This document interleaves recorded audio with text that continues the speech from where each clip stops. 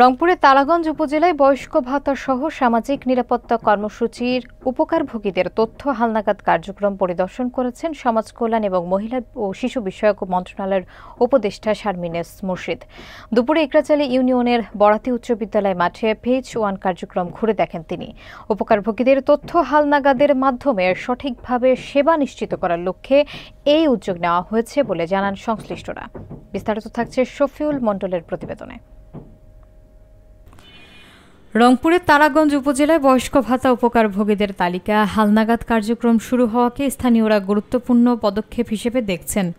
সামাজিক নিরাপত্তা কর্মসূচির সুবিধা সঠিকভাবে পৌঁছে দেওয়ার জন্য 8টি বিভাগের 8টি উপজেলায় তথ্য হালনাগাদ উদ্যোগ নেওয়া হয়েছে, যার সূচনা হয়েছে তারাগঞ্জ থেকেই। ইকরাচালী ইউনিয়নের বরাতি উচ্চ বিদ্যালয় মাঠে অনুষ্ঠিত কার্যক্রমে সরেজমিনে পরিদর্শনে আসেন সমাজ কল্যাণ এবং মহিলা ও শিশু বিষয়ক মন্ত্রণালয়ের উপদেষ্টা শারমিন এস মুর্শিদ। তিনি জানান, আগের তালিকাগুলোতে সঠিক তথ্য না থাকায় দেশের প্রায় 30% উপকারভোগী ভাতার সুবিধা থেকে বঞ্চিত হন। এ পরিস্থিতি নিরসনে ধাপে ধাপে সারা দেশের সকল উপকারভোগীকে এই হালনাগাদ প্রক্রিয়ার আওতায় আনা হবে। পাশাপাশি তিনি উপকারভোগীদের প্রতারণা চক্র সম্পর্কে সচেতন থাকার পরামর্শ দেন এবং বিশেষ করে কোনো অবস্থাতেই ওটিপি শেয়ার না করার অনুরোধ জানান। এ সময় রংপুর জেলা প্রশাসক জানান, রংপুর সবসময় উন্নয়ন কার্যক্রমে অগ্রণী ভূমিকা পালন করে এবং এই উদ্যোগও তার ব্যতিক্রম নয়। কার্যক্রমকে সফল করতে মাঠ পর্যায়ের কর্মকর্তারা উপস্থিত ছিলেন।